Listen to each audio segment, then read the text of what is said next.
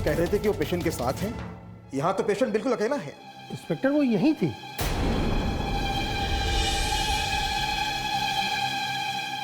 यहीं पर थी तो गई कहाँ? आखिर राधा है कहाँ? वो दादी जी वो सामान लाने गई होगी। तो फिर उन्हें बुलाइए, उन्हें पुलिस स्टेशन ले जाना है हमें। लेकिन इसमें उसका क्या कसूर है? वो तो मैडम, ये केस सुसाइड का है और पुलिस को इन्फॉर्म किए बगैर मरीज का इलाज करना सरासर जुर्म है। हमें उनको पुलिस स्टेशन ले जाना ही होगा। नहीं,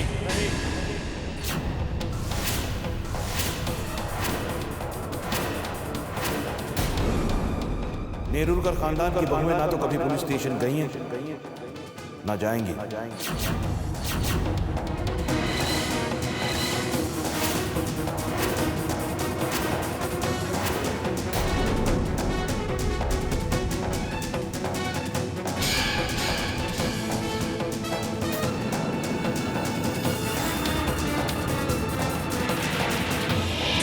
सर आप? कमिश्नर ऑफ पुलिस दांडेकर मेरे दोस्त हैं, चाहे तो मैं उनसे बात करवा दूं। नहीं सर, इसकी कोई जरूरत नहीं। आपके घर की बहू है, बात यहीं खत्म हो जाती है। तकलीफ के लिए माफी चाहता हूं।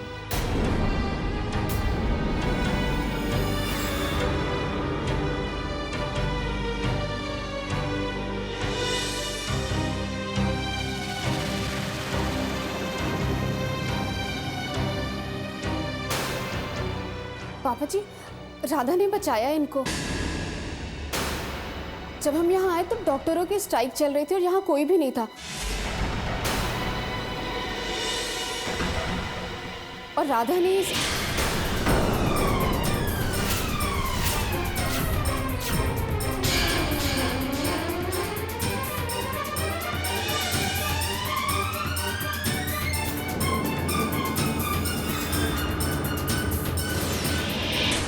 राधा को बहू मानने के लिए शुक्रिया।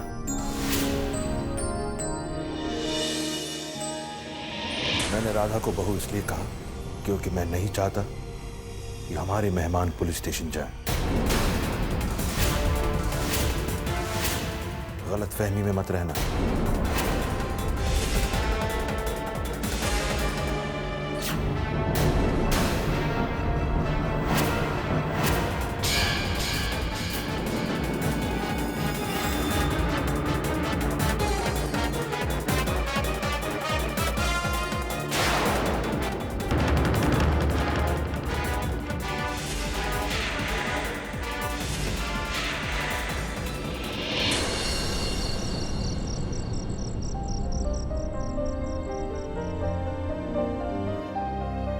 संदीप,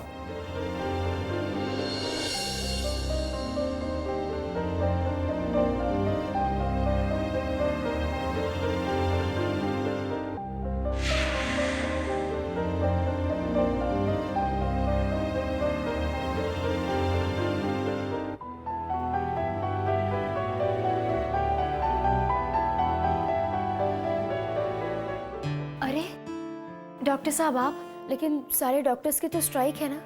है नहीं, थी। हमारी स्ट्राइक का पर्पस सॉल्व हो गया है और strike is over.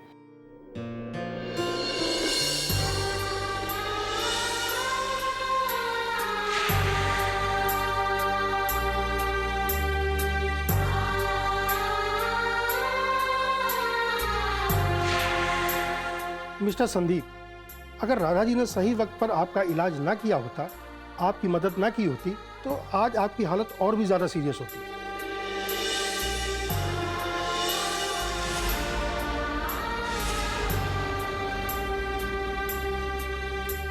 Thanks sir.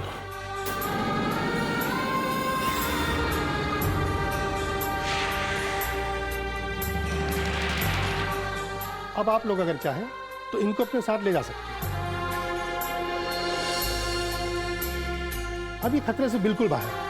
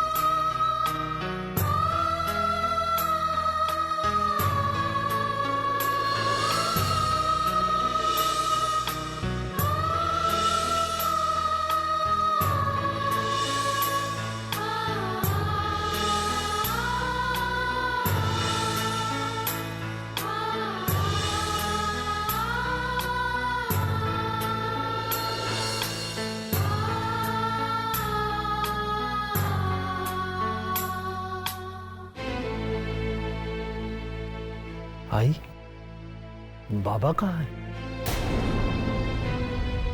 बाबा मंदिर गए हैं। उन्होंने मन्नत मानी थी, जब तू ठीक होकर घर आ जाएगा ना तो वो गणपति बापा को प्रसाद चढ़ाएंगे।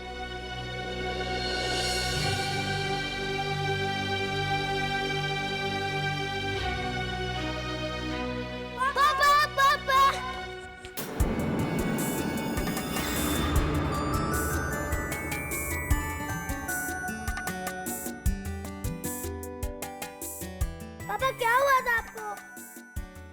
हम आपका कब से इंतजार कर रहे थे।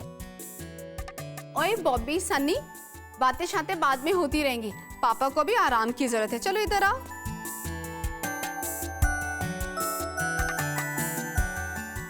पम्मी भाभी, आपने ये बात बिल्कुल सही कही है। संदीप भैया, आपके शरीर में अभी भी बहुत कमजोरी है। आपको दवाइयां वक्त पर लेनी है। अगर आप भूल गए तो मैं आपको याद दिलाऊंगी।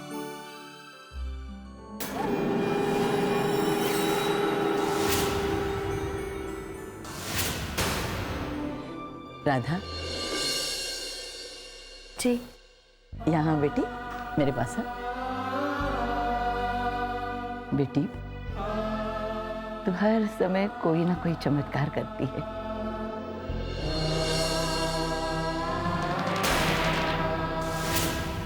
इस परिवार में थोड़ी सही पर हंसी लौट आई है। जीती रहे मेरे बच्चे।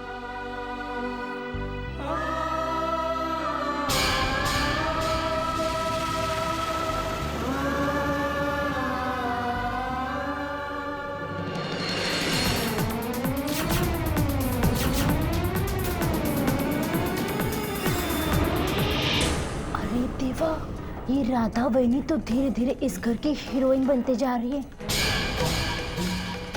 आता बघा ना, आप इधर कितने देर से खड़े हैं, लेकिन किसी ने आपको कुछ पूछा? लेकिन राधा बहनी को कोई छोड़ने को ही तैयार नहीं।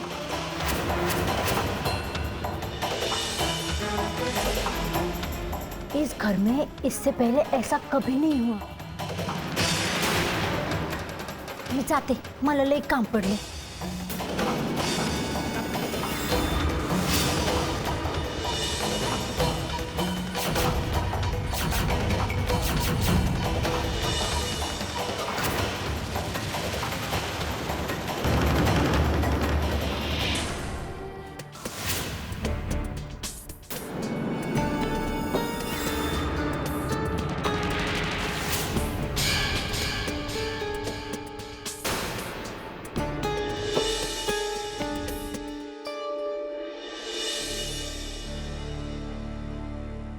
क्या बना रही हो पम्मी भाभी?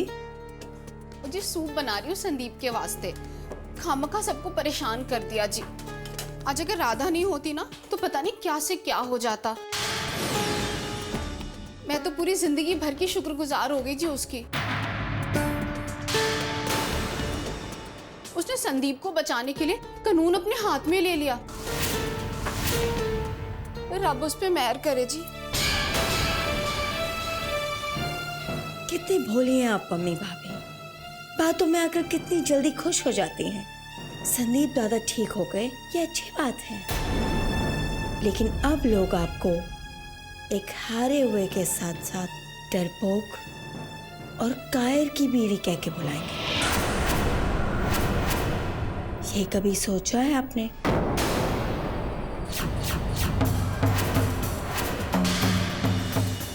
एकदम बराबर बोली दीदी आप। आई शपथ, पम्मी वनी तो खूब भोली है।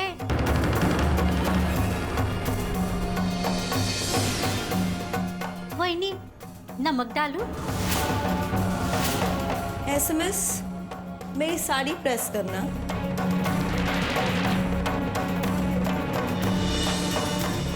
अब लोग आपको एक हारे हुए के साथ साथ डरपोक और कायर की बीवी कह के बुलाएंगे।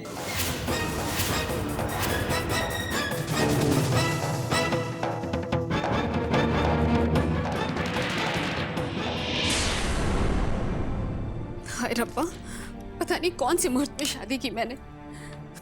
न जाने और कितने तरह के ताने सुनने पड़ेंगे मुझे।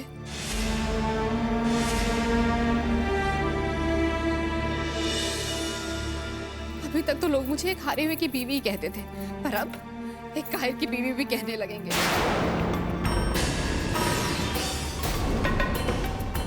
मुझे क्या जरूरत है ये सब तमाशा करने की? हाँ,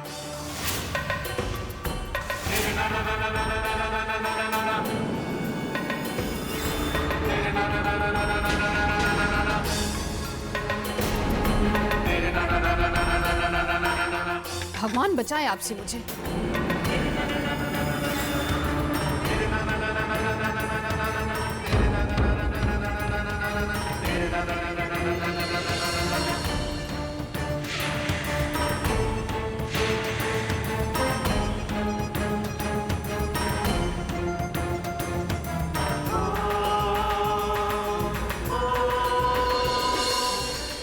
संदीप भैया, मेडिकल रिपोर्ट्स आ गई हैं और रिपोर्ट्स बिल्कुल नॉर्मल है। बस थोड़ा सा वीकनेस पर ध्यान देना होगा।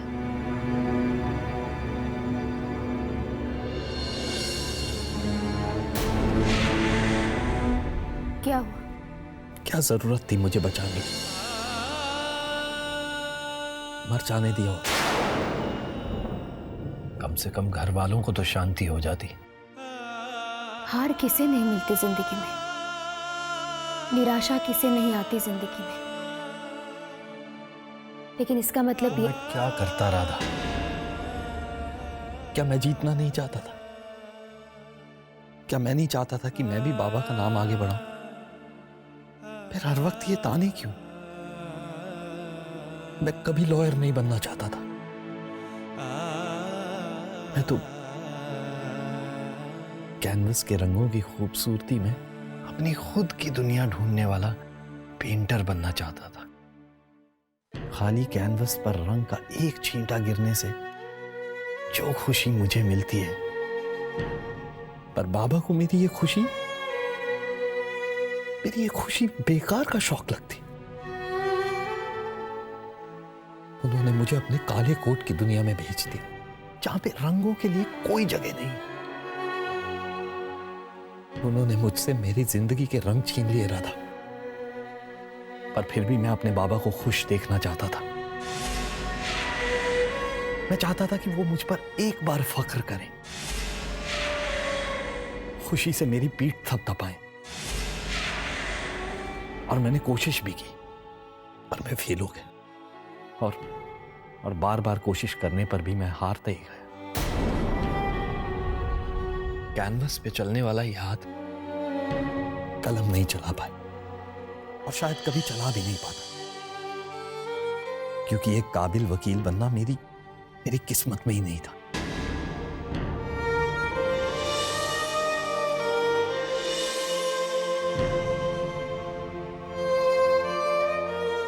भैया, मैं जानती हूँ आपने जी जान मेहनत की होगी, लेकिन क्या आप एक बार फिर से कोशिश नहीं करेंगे? लेकिन इस बार कोशिश काले कोट से नहीं, बल्कि कैनवास पर पड़ने वाले उन छींटों के साथ कीजिए।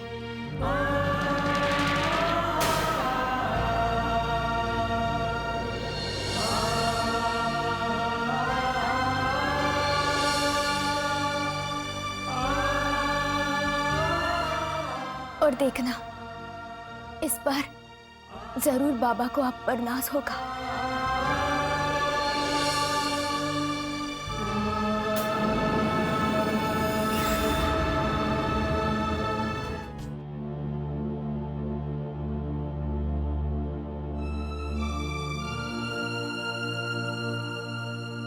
सुनिए,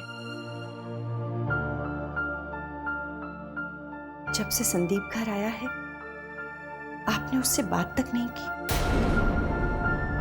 उससे मिले तक नहीं। बेटा है वो आपका, मौत के मुंह से लड़कर आया है। और मौत के मुंह में गया भी तो खुद था। ऐसा क्यों कह रहे हैं आप? तो बेटे की आस में रोया करते थे। भूल गए आप वो दिन? आप ही उसे मौत के मुंह से वापस लाए थे। जब संदीप को निमोनिया हुआ था, 15 दिनों तक आप उसके पास से उठे तक नहीं थे। ठंड में ठिठुर रहे थे। निमोनिया उसे हुआ था और बुखार आपको चढ़ रहा था। दिन रात एक कर दिए थे आपने। घर और हॉस्पिटल के बीच आपकी ये जिद थी कि आपकी सांसें रुक जाए, पर संदीप की सांसें नहीं रुकनी चाहिए। कहाँ गई वो आपकी जिद? बोलिए। आज आप उसी बेटे को खो देते। अगर राधा सही वक्त पर उसका इलाज नहीं करती तो? गलती तो बच्चे ही करते हैं ना। हम बड़ों का तो काम है उन्हें माफ करना। मैं एक बेटे को खो चुकी हूं, अब दूसरे को नहीं। मैं और कुछ नहीं सुनना चाहता। मैं अपने घर में किसी कायर को देख नहीं सकता।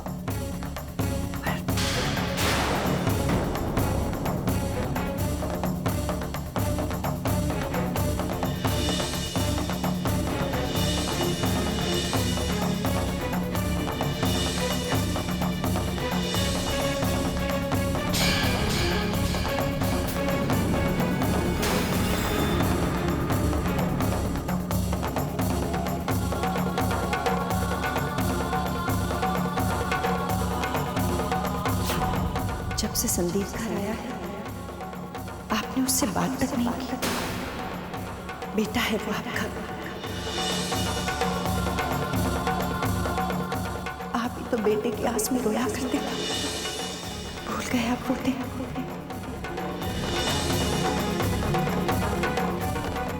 अगर तेरे दिल में अपने बेटे के लिए इतना ही प्यार है तो हमारे साथ ही उसे हॉस्पिटल क्यों नहीं लेके आया? उसकी मुश्किल घड़ी में उसके सर पे प्यार से हाथ क्यों नहीं फेरा?